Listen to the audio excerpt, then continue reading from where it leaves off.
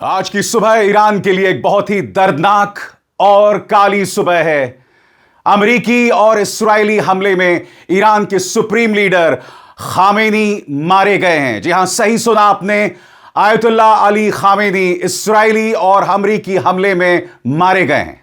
सबसे पहले इस खबर की पुष्टि अमेरिकी राष्ट्रपति डोनाल्ड ट्रंप ने की, मगर जैसे ही उन्होंने इस बात का ऐलान किया तब ईरान ने उसका खंडन किया। मगर कुछ देर बाद इस बात का ऐलान खुद ईरानी टेलीविजन ने किया। अब मैं आपके सामने उस पूरी खबर को पेश करना चाहता हूं। दोस्तों, गौर फरमाया जाए। अमेरिका के राष्ट्रपति डोनाल्ड ट्रंप ने कहा है कि ईरान के सर्वोच्च नेता आयतुल्लाह अली खामेनी की मौत हो चुकी है। ईरान के सरकारी टेलीविजन ने पुष्टि की है कि आयतुल्लाह अली खामेनी की मौत हो चुकी है। सरकारी टेलीविजन के प्रेजेंटर ने रोते हुए खामेनी की मौत की घोषणा की और बताया, देश में 40 दिनों का शोक रहेगा। शनिवार को अमेरिका और इस्राएल ने ईरान के कई शहरों पर हमले किए थे और रविवार तड़के अमेरिकी राष्ट्रपति ने ट्रूथ सोशल पर खामेनी की मौत को लेकर दावा किया था। ट्रंप ने ट्रूथ सोशल पर लिखा, इतिहास के सबसे बुरे लोगों में से एक खामेनी अब मर चुके हैं।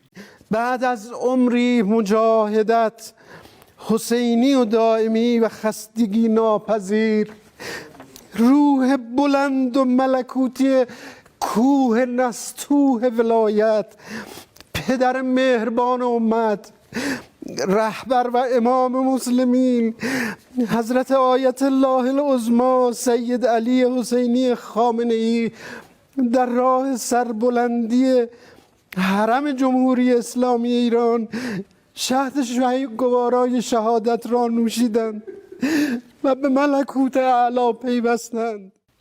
मगर हकीकत यह दोस्तों कि ईरान के इतिहास के पहले सुप्रीम लीडर हैं खामेनी, जो एक हमले में मारे गए हैं और कहीं ना कहीं अमेरिका और इस्राएल ने उन्हें शहीद बना दिया है। उनका दर्जा इतना बड़ा कर दिया है जिसकी बराबरी ईरान के इतिहास में कोई नहीं कर सकता।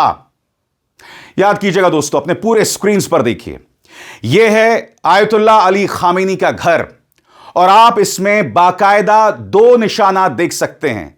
इस्राएल ने जब हमला किया था तो वो 2 निशानात जहां पर उसके मिसाइल आकर गिरे, और आप देख सकते हैं बाईं तरफ जो मिसाइल के हमले से क्रेटर बना हुआ है। बताया जा रहा है कि सुप्रीम लीडर खामेनी उस वक्त वहां मौजूद थे। इस्राएल दावा कर रहा है उसके पास बाकायदा सबूत हैं कि खामेनी की मौत हो चुकी है। उसके पास वीडियो सबूत हैं इस बात के। अभी तक जब मैं आपसे बात कर रहा हूं तो इस्राएल ने वो वीडियो प्रमाण जारी नहीं किए हैं, मगर हमें इंतजार होगा और दोस्तों मैं आपको इस मंच पर उससे जुड़ी तमाम जानकारी मुहैया कराता रहूंगा। मगर सबसे पहले मैं आपको बताना चाहता हूं कि अलग अलग मीडिया हाउसेस इस बारे में क्या कह रहे हैं। सबसे पहले आपकी स्क्रीन पर CNN का कहना है, Iran supreme leader killed in US Israeli attacks. उसी तरह से अगर हम BBC की बात करें तो BBC का कहना है, ईरान के सरकारी मीडिया ने कहा आयतुल्लाह अली खामेनी की हो गई है मौत। उसी तरह से जैसा कि आप देख सकते हैं, अल जजीरा ने भी उनकी मौत की पुष्टि की है। हालांकि अल जजीरा ने पहले यह दावा किया था कि ईरान ने उनकी मौत को सिरे से खारिज कर दिया है और उसके बाद अल जजीरा ने भी इस बात की पुष्टि की।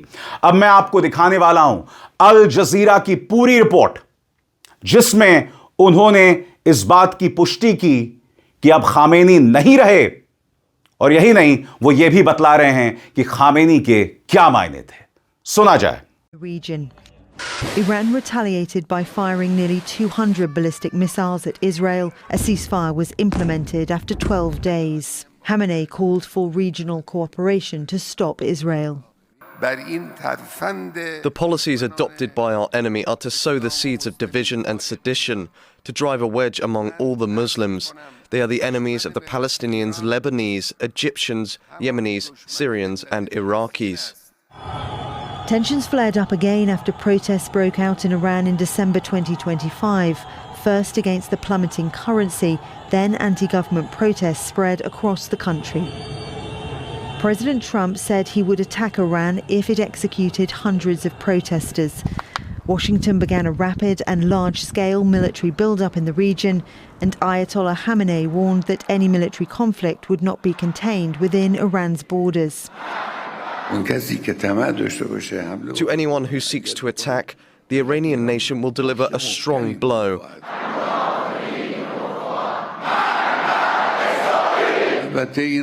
Americans should also know that if they start a war this time, it will be a regional war.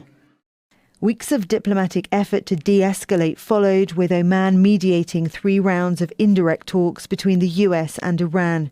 Iran had proposed a deal authorised by Khamenei, but on the eve of further talks, Israel and the US attacked Iran. With the assassination of Ayatollah Khamenei, Iran now stands at a historic crossroads, facing a future without the man who had guided the nation through turbulent times for decades. दोस्तों, मैं आपको यह भी बतलाना चाहता हूं कि इस खबर के आने के बाद अल जजीरा क्या लिखता है, गौर फरमाया जाए। वहीं खामेनी की मौत से जुड़े दावों के बाद ईरान के कराज शहर में कथित तौर पर जश्न मनाते दिखे लोग। एक सोशल मीडिया वीडियो जिसे एक्स पर साझा किया गया और उसे बीबीसी फारसी ने सत्यापित भी किया है, उसमें कुछ ईरानियों को कराज में ईरान के supreme leader Ayatollah Ali Khamenei की मौत की रिपोर्ट के बाद जश्न मनाते देखा गया है। हालांकि यह सब डोनाल्ड ट्रंप के एक्स पर पोस्ट के पहले हुआ था।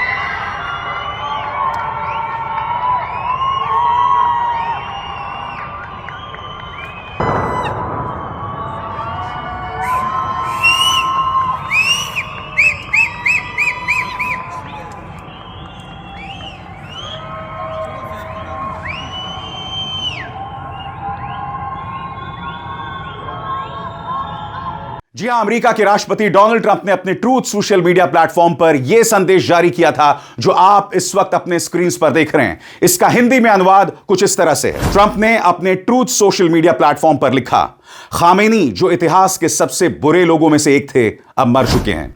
यह सिर्फ ईरान के लोगों के लिए न्याय नहीं है, बल्कि उन महान अमेरिकियों और दुनिया के कई देशों के उन लोगों के लिए भी न्याय है जिन्हें खामेनी और उनके खूनी गिरोह ने मार डाला या घायल कर दिया। वो हमारे खुफिया और अत्याधुनिक ट्रैकिंग प्रणालियों से बच नहीं सके और इस्राएल के साथ मिलकर किए गए अभियान में ना तो वे और ना ही उनके साथ मारे गए दूसरे नेता कुछ कर सके। सबसे बड़ी बात दोस्तों, इस्राएल के हमले में इस्राएल ने एक स्कूल पर हमला किया और उस स्कूल में 100 लोग मारे गए, जिसमें बच्चे भी शामिल हैं। सबसे शॉकिंग बात दोस्तों, जब वो हमला हुआ था तो उसकी आलोचना मध्य पूर्व में किसी मुस्लिम देश ने नहीं की। सही सुना आपने, सब लोग ईरान की आलोचना कर रहे थे, मगर कायरता का आलम देखिए दोस्तों, किसी ने भी इस्राएल द्वारा किए गए हमले जिसमें 100 स्कूली बच्चे, और यह स्कूल जो है लड़कियों का स्कूल था, वहां पर इस्राएल ने हमला किया, मगर किसी ने उसकी आलोचना नहीं की। आज यह बहुत जरूरी हो जाता है सुप्रीम लीडर खामेनी की मौत के बाद कि उनके मायने क्या थे और भविष्य में इसका क्या असर पड़ने वाला है, गौर फरमाया जाए। खामेनी ने 1989 में इस्लामिक रिपब्लिक की कमान संभाली, जब उससे एक दशक पहले इस्लामिक क्रांति का नेतृत्व करने वाले करिश्माई नेता आयतुल्लाह रुहुल्लाह खोमेनी की मौत हो गई थी। जहां खोमेनी उस क्रांति के वैचारिक ताकत थे जिसने रजा पहलवी राजशाही को खत्म किया, वहीं खामेनी ने ईरान की सेना और अर्ध सैनिक ढांचे को आकार दिया। यही ढांचा एक तरफ ईरान के दुश्मनों से रक्षा करता है और दूसरी तरफ उसे अपनी सीमाओं से बाहर भी प्रभाव देता है। सुप्रीम लीडर बनने से पहले खामेनी 1980 के दशक में इराक के साथ खूनी युद्ध के दौरान ईरान के राष्ट्रपति थे। उस लंबी और थका देने वाली लड़ाई और इस बात ने कई पश्चिमी देशों ने इराकी नेता सद्दाम हुसैन का साथ दिया। खामेनी के मन में पश्चिम, खासकर अमेरिका के प्रति गहरा अविश्वास पैदा कर दिया, ऐसा विश्लेषकों का कहना है। यही सोच उनके लंबे शासन की बुनियाद बनी। इससे धारणा मजबूत हुई कि ईरान को हमेशा बाहरी और अंदरूनी खतरों के खिलाफ चौकन्ना और रक्षा की स्थिति में रहना चाहिए। ईरान मामलों के विशेषज्ञ और Iran's grand strategy a political history के लेखक वली नस्र कहते हैं, लोग ईरान को एक धार्मिक शासन थियोक्रेसी के रूप में देखते हैं क्योंकि खामेनी पगड़ी पहनते हैं और राज्य की भाषा धर्म से जुड़ी है, लेकिन असल में वो एक युद्धकालीन राष्ट्रपति थे जो युद्ध के अनुभव के साथ इस सोच से बाहर आए कि ईरान असुरक्षित है और उसे मजबूत सुरक्षा की जरूरत है।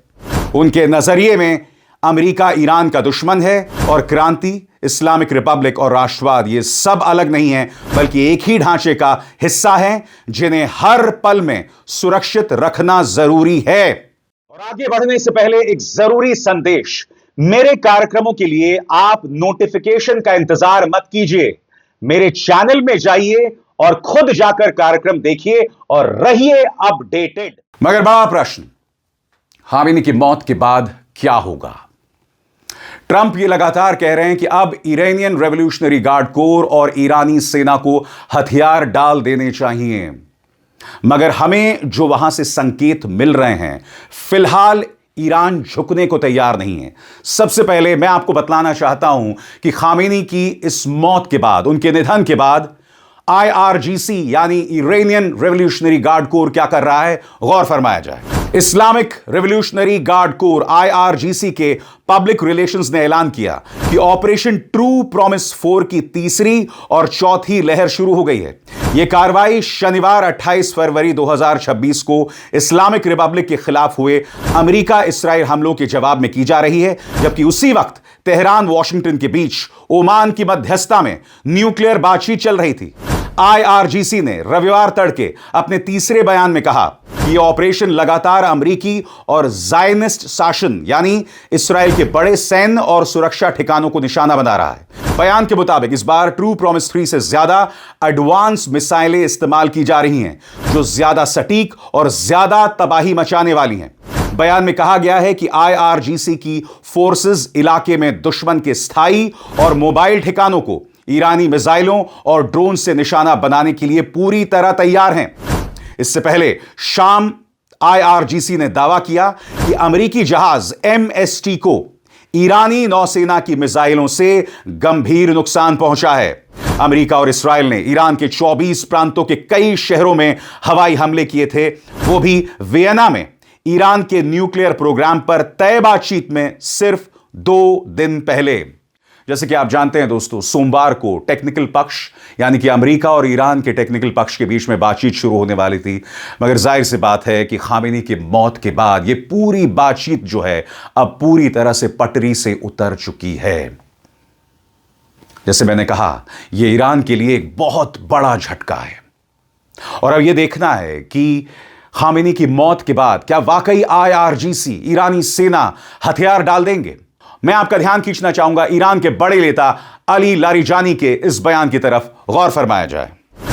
अली लारिजानी जो सुप्रीम नेशनल सिक्योरिटी काउंसिल के सचिव हैं, उन्होंने कहा है कि ईरानी जनता अमेरिका और इस्राइल को उनके हमलों पर पछताने पर मजबूर कर देगी। लारिजानी ने शनिवार को अपने X अकाउंट पर लिखा, हम ज़ायनिस्ट अपराधियों और घटिया अमेरिकियों को उनके किए पर पछतावा कराएंगे।